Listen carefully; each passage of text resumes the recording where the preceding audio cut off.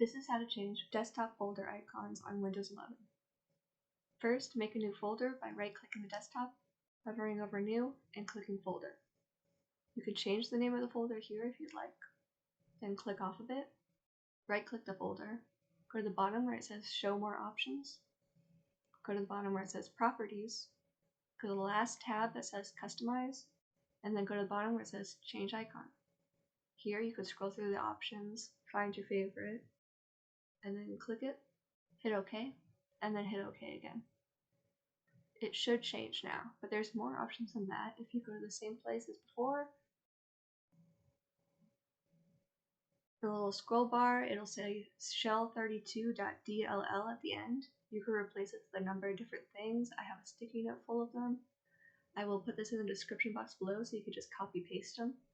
My favorite is moricons.dll. Just put that in replace of shell32 and then hit OK, and it'll show you a whole bunch of more options. Another good one is pifmgr.dll.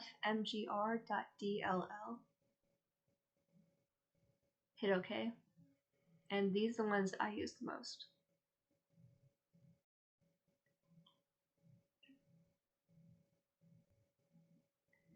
If you don't like any of those, you could download some off of Google. Just look up free icons for Windows 11.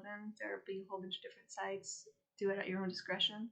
They'll usually download as PNG files, but only these kind of files are accepted. You can easily convert the files using a web page. Just look up PNG to ICO converter. Upload your PNG file. The web page will convert it to an ICO file. Then you re-download the ICO file, and you just look for it and browse. You can also make your own using Photoshop or GIMP, which is a free Photoshop. It will be exported. Just go to File, Export As, and then it'll export it as a PNG file, and then you can convert it to an ICO file using a web page just like I showed you. And that is how you change folder icons on Windows 11.